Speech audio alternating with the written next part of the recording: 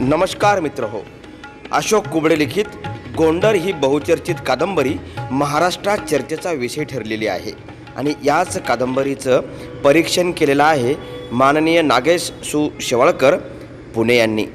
आणि या परीक्षणाचा वाचन स्वर आहे माननीय अशोक पवार मुंबई यांचा. चला तर मित्र हो, ऐकूया पुस्तक परीक्षण. हाय नमस्कार. अशोक कुबडे लिखित गोंडर या बहुचर्चित कादंबरीवर माननीय नागेश शेवाळकर पुणे यांनी घेतलेला समीक्षणपर रसस्वाद अवश्य ऐका. गोंडर हृदयस्पर्शी जीवनपट.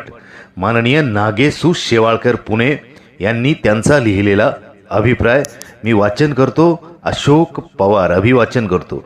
दशकानुदशके आपल्याकडे ज्या काही रीती परंपरा समाजव्यवस्था प्रचलित आहे ती त्या काळानुसार झालेली व्यवस्था आहे.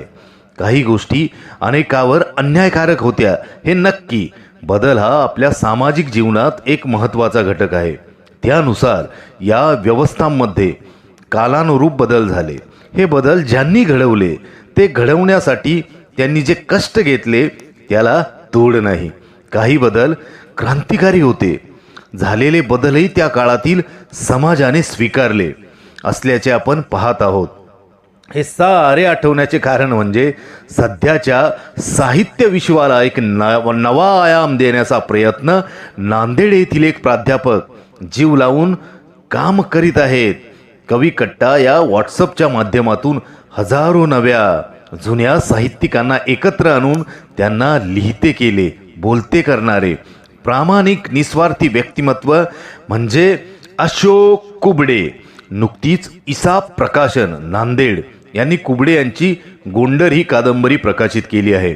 अत्यंत आकर्षक असे बाह्यांग घेऊन आलेल्या या कादंबरीचे लक्षवेधी मुखपृष्ठ नांदेड येथील चित्रकार प्रमोद दिवेकर यांनी रेखाटले आहे.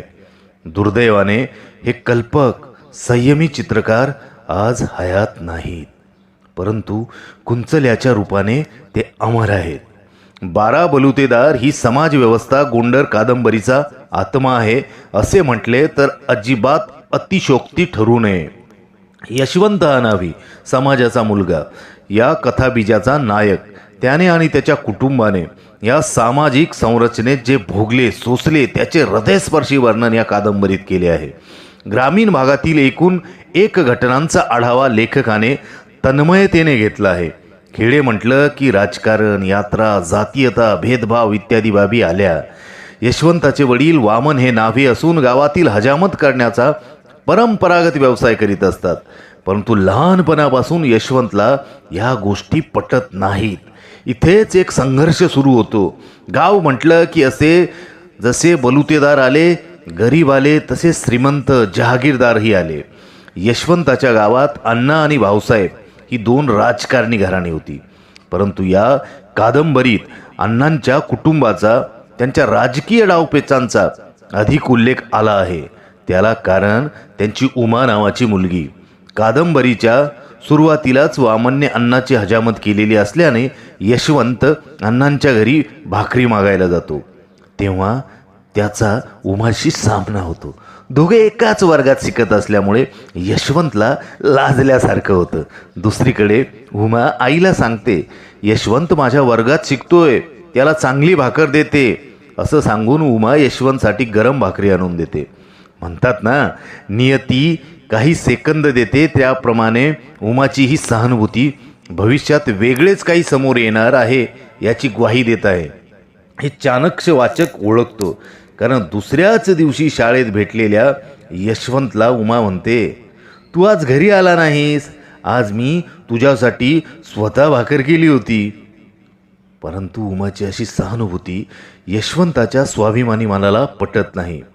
तिचा वारंवार सामना करायला लागू नये, तिचे सहानुभूतीचे शब्द ऐकायला नको म्हणून यशवंत आईबाबांना सांगून 1 वर्ष शाळा न शिकण्याचा निर्णय घेतो आणि बाबांना त्याच्या कामात मदत करायला सुरुवात करतो.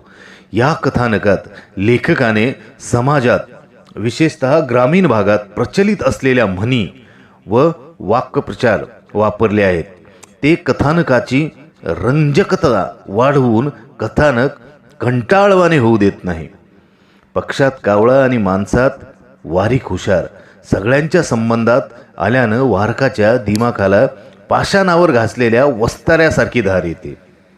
सौ पळी एक नळी, पोळा पाऊस आला झाला भोळा.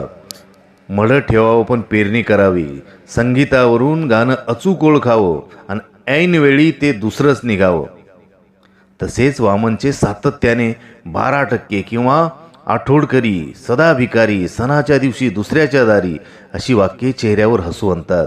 अशा वाक्यासोबत लेखकाने काही वाक्यांची चपखलपणे पेरणी केली आहे. बाबा नको हे धोतर, राहू द्या इथंच, नको आपल्याला, आपण त्यांनी टाकून दिलेले कपडे आणि भांडीकुंडी घ्यायची नाहीत. इति यशवंत पिदाळ्या संसारात तिला असे चटके नेहमीच भेटत होते. दारू पिणाऱ्या नवऱ्याच्या पत्नीची स्थिती दाखवणारे शब्द.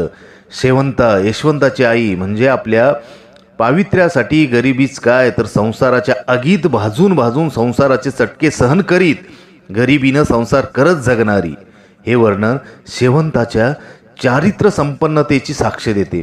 देवानं एकतर गरिबी देऊ नये आणि दिली तर जवानी देऊ नये. लेखकाचे हे वाक्य सामाजिक वातावरण ठसठशीतपणे दाखवणारे आहे. एक वर्ष घरी राहिलेला यशवंत गावातील वातावरणाचा अभ्यास करतो. बाबांना मदत करणारा यशवंत पुन्हा शाळेत जायला सुरुवात करतो. तो ज्या विचाराने एक वर्ष वाया घालवतो तो विचार प्रत्यक्षात उतरवतो. कारण शाळेत उमा एका वर्षाने पुढे असते, त्यामुळे दोघांची सातत्याने भेट होत नाही. तो शाळेत रमला, त्याच्या बापाचं वागणं बिघडत होतं. काही लोक मुद्दाम त्याला दारूच्या आहारी नेत होते आणि काही दिवसापूर्वी केलेल्या यशवंतला संकल्पाला निश्चयाचा मूठमाती द्यावी लागली होती. गावात काही लोक वासनांध असतात. शेवंताच्या सौंदर्यावर नजर ठेवून असलेल्या एका नराधमाला शेवंता कसा धडा शिकवते ते पाहता तिच्याबद्दल वाचकांच्या मनात आदर दुणावतो. सोबतच दुसरे 1-2 प्रेम प्रकरण, बलात्कार ही आजही जोपासल्या जाणाऱ्या विकृती लेखक कुबडे यांनी ताकदीने उभी केली आहे. यशवंताच्या आधी उमा 10वी उत्तीर्ण होऊन शहरात पुढील शिक्षणासाठी जाते. तेव्हा तिचे त्या गावातील एवढे शिक्षण घेणारी पहिली मुलगी असे कौतुक होते. उमा मुळात हुशार असते. तिच्या मनात यशवंतच्या बाबतीत सहानुभूती असते, परंतु यशवंतला ती सहानुभूती नको वाटते. दुसऱ्या वर्षी यशवंत 10वी उत्तीर्ण होऊन घरच्यांच्या मनात नसताना शहरात शिकायला जातो. योगायोगाने उमा ज्या विद्यालयात असते त्याच विद्यालयात त्याला प्रवेश मिळतो. विधिलिखित उमा अगोदर असल्यामुळे म्हणा, हुशार असल्यामुळे म्हणा किंवा सुंदर असल्यामुळे म्हणा कॉलेजमध्ये परिचित असते. परंतु यशवंतचे तसे नसते. परंतु एका प्रसंगामुळे तो कॉलेजमध्ये प्रसिद्ध होतो. कॉलेजमध्ये झालेल्या जातीव्यवस्था शाप की वरदान या वादविवाद स्पर्धेत उमा आणि यशवंत दोघेही आपापले विचार मांडतात. अर्थात परस्पर विरोधी, परंतु यशवंताचे विचार अधिक दृढ वास्तव असल्याने सर्वांना आवडतात, हवेसे वाटतात. आणि यशवंतला प्रथम क्रमांक मिळेल. खुद्द उमाला असे वाटत असताना त्याला तो मिळत नाही. तेव्हा यशवंत म्हणतो, गरिबी आणि जातीच्या व्यथा माहीतच नसलेल्या परीक्षकांना शाप की वरदान काय कळणार. हे झळझळीत सत्य कुणी नाकारेल का. दोघेही शिक्षणाची जशी एक एक पायरी चढत जातात तशीच प्रेमाचीही एक एक पायरी ओलांडत जातात. पण सामाजिक परंपरांना छेद न देता त्या वादविवाद स्पर्धेनंतर यशवंत विद्यार्थी नेता म्हणून पुढे येतो.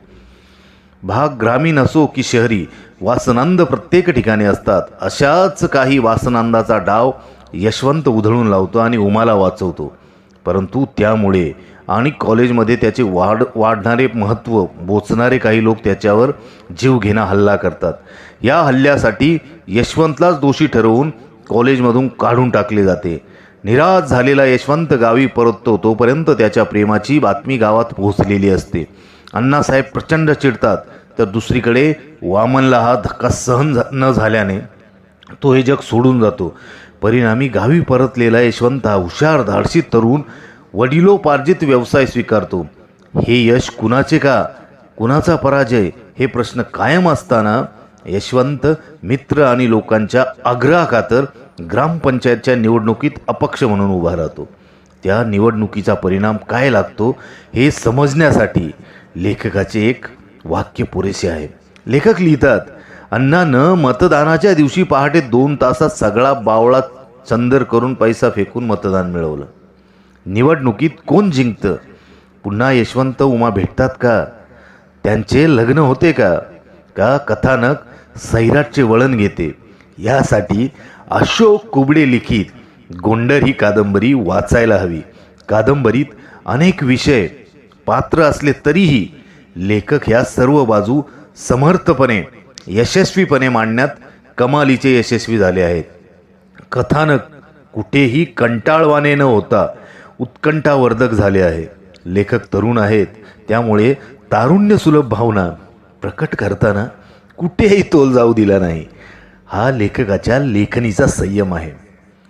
लेखक अशोक कुबडे यांचे या कादंबरी लेखनाबद्दल खूप खूप अभिनंदन, खूप खूप अभिनंदन.